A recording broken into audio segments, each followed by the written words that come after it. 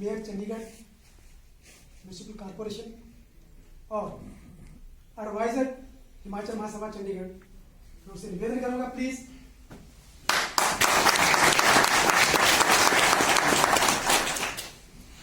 बहुत ही सम्माननीय मेरे बड़े भाई हिमाचल महासभा के प्रधान डॉक्टर सतीश शर्मा जी, हमारे बीच में डॉक्टर देवेंद्र जी, मेरे देवभूमि के यहाँ पे देवतुल्य सारे भाइयों, आज मुझे अंदर से बहुत इतनी एक खुशी फील हो रही है कि अपने घर में अपना ही स्वागत हो रहा है और मुझे एक अजीब भी लग रहा है और एक खुशी भी हो रही है कि समय बदलाव होते हुए कुछ पता नहीं चलता। और जब मैं चंडीगढ़ आया था तो पृथ्वी जी ने सारा आपको बताया, तो सफर एक छोटे से गांव ऊना के, और दत्ता जी मेरे कजन ही है वहीं से, तो एक बहुत छोटा सा गांव हिमाचल में कोई शायद जानता भी नहीं होगा उस समय। आज की डेट में उसको हिमाचल में फुटबॉल की नर्सरी कहते हैं, खट गांव में, तो खट बिजौर के नाम से हिमाचल में फेमस।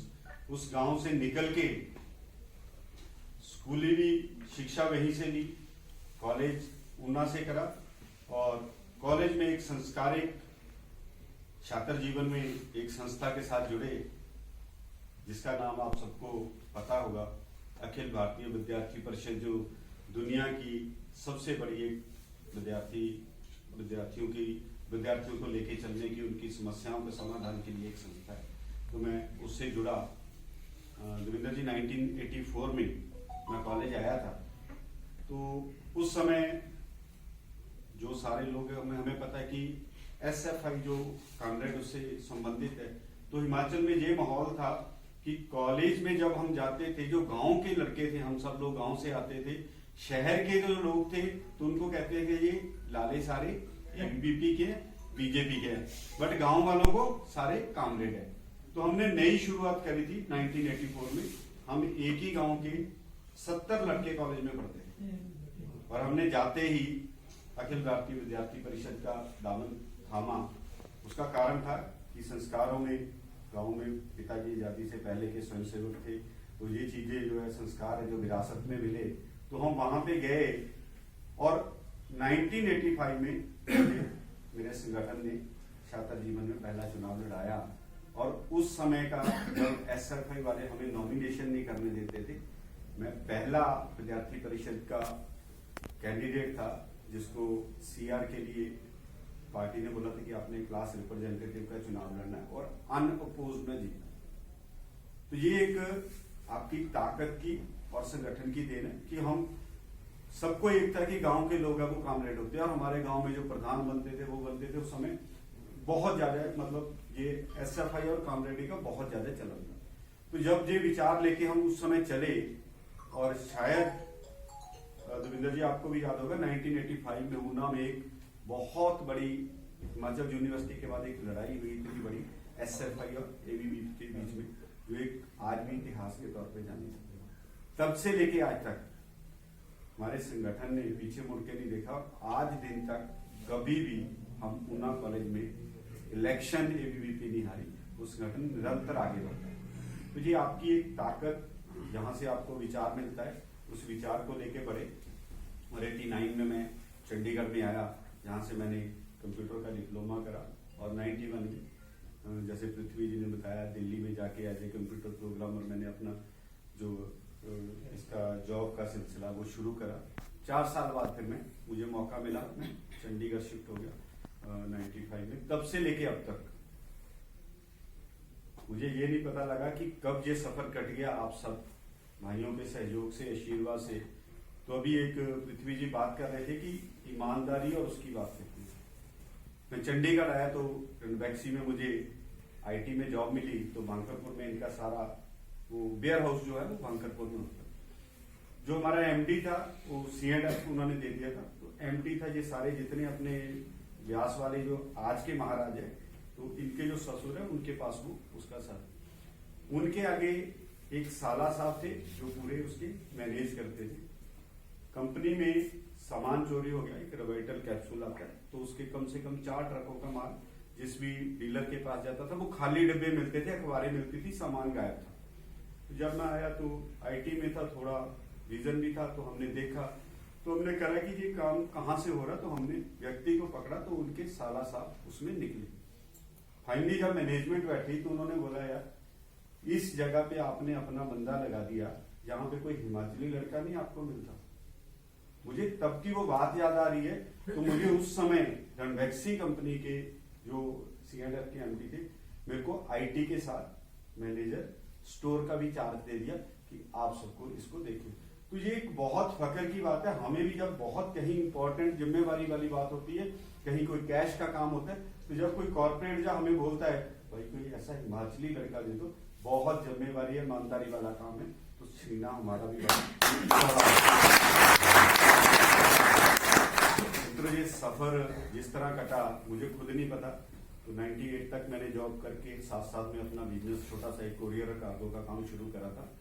और 96 में मैं चंडीगढ़ में भाजपा की सदस्यता ली। मैंने बूथ स्तर पे मंडल की कार्यकारिणी में मंडल अध्यक्ष, जिला महामंत्री, जिला अध्यक्ष करते करते ये 2020 कब आ गया मुझे खुद को ही पता नहीं चला।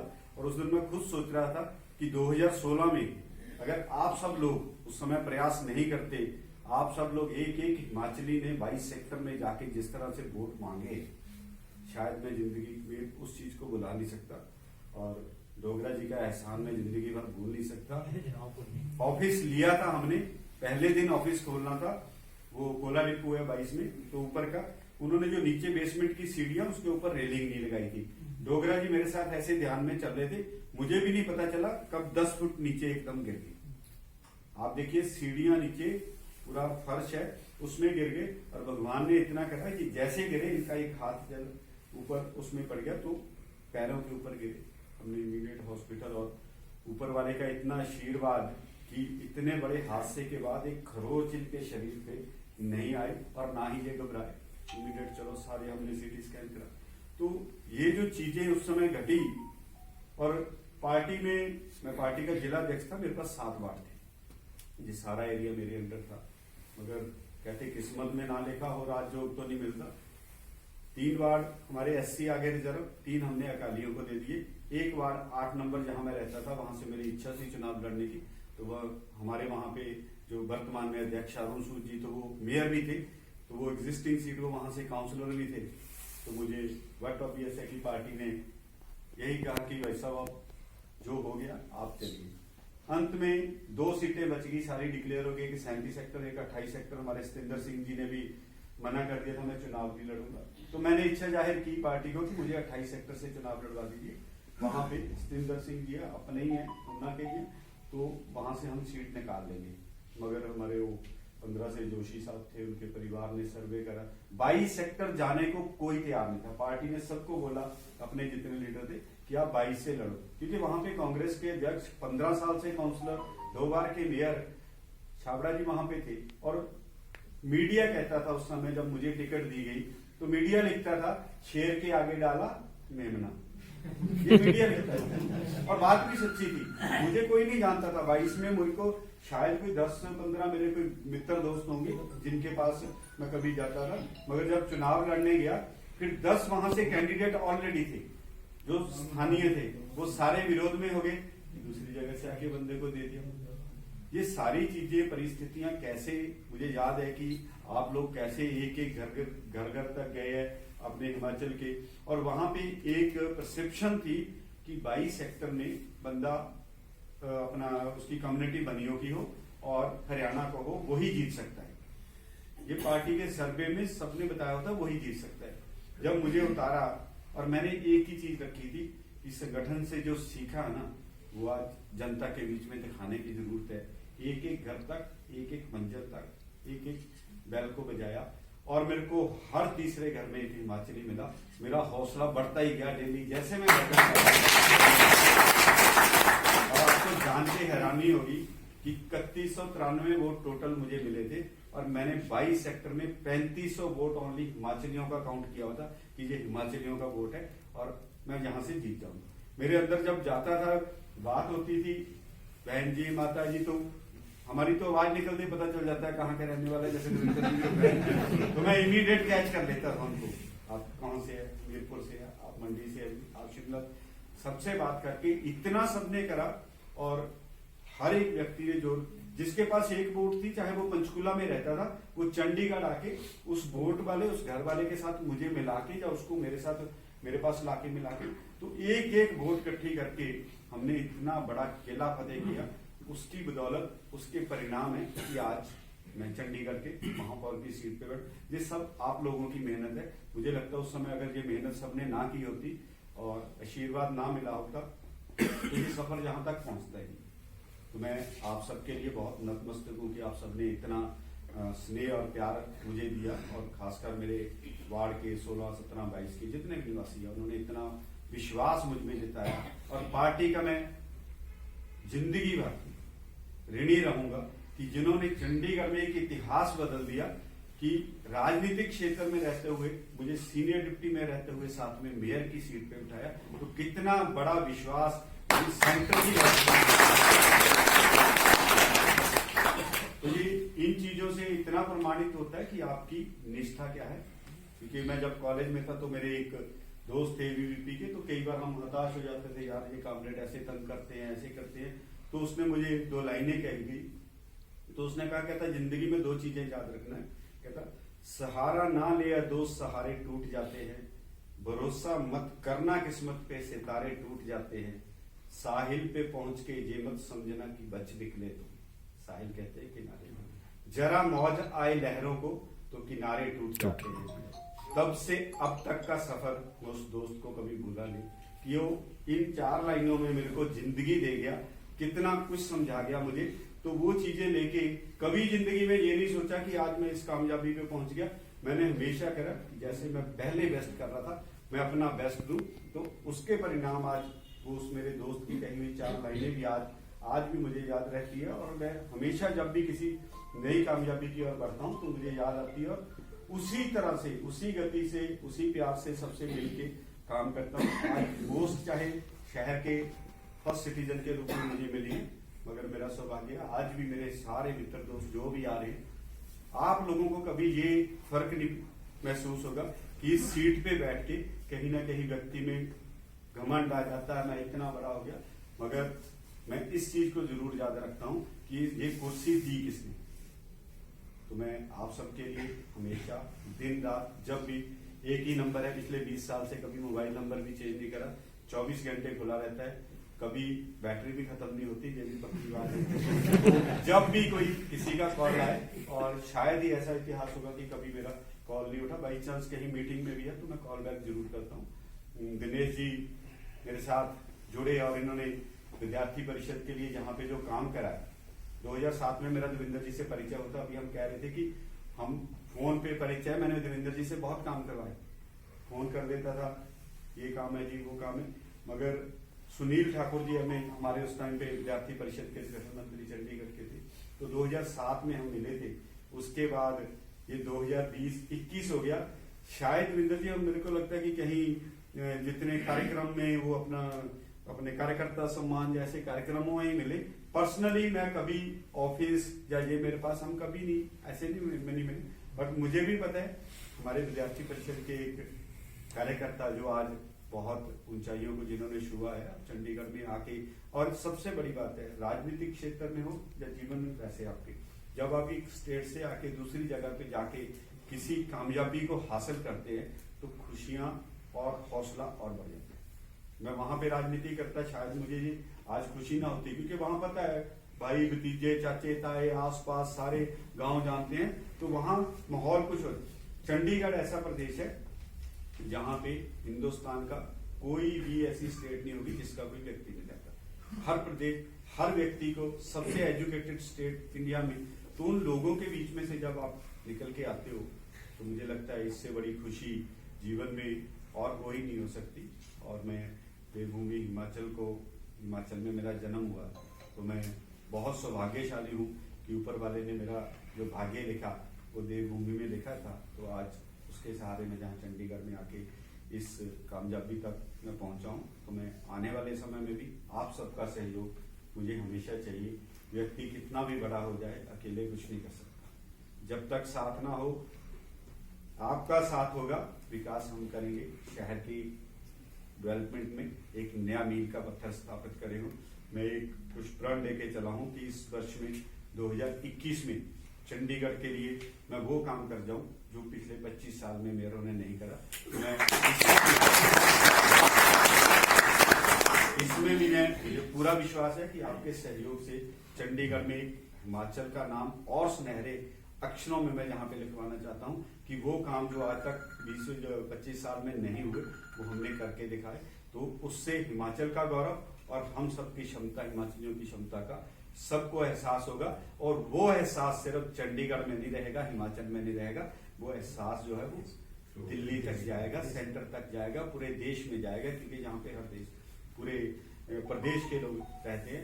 आज मुझे बड़ी खुशी हुई, मुझे कम से कम, ज्यादा नहीं मैं कहता 40-50 फोन तो मेरे को अमेरिका, कनाडा, ऑस्ट्रेलिया, कुछ एक बंदे तो मुझे जानते भी नहीं, उन्होंने ऑनलाइन वो पढ़ा हिमाचल ऊना के खड्ड का रवि बना मेयर, तो वहां से मुझे फोन आने शुरू हो गए, भाई साहब हम तो ऑस्ट्रेलिया में बैठ के, हम तो न्यूजीलैंड में बैठ के बहुत धन्य हो गए, चंडीगढ़ में हिमाचल का नाम हो गया।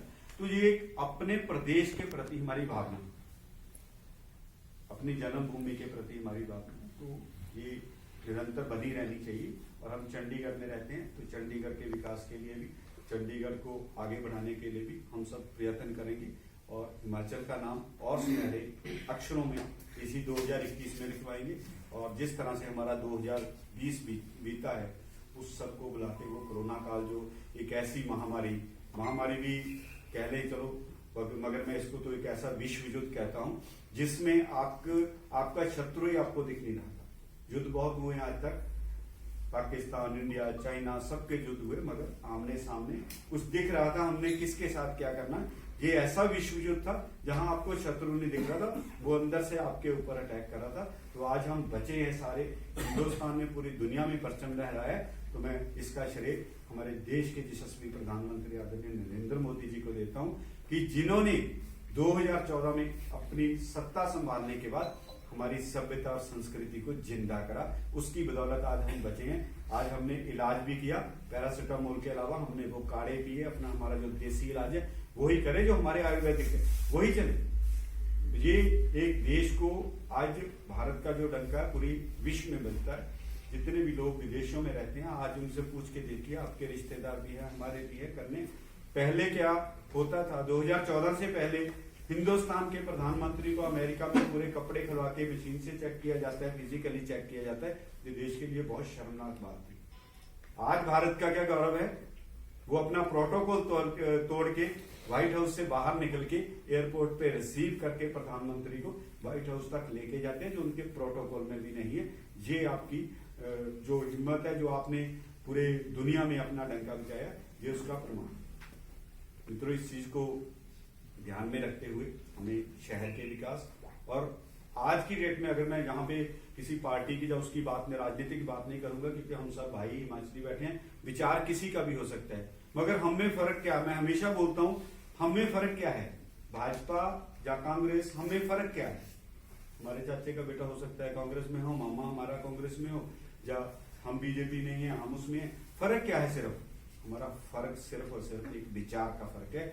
हम राष्ट्र को प्रथम मानते हैं, संगठन को द्वितीय और खुद को तृतीय मानते हैं।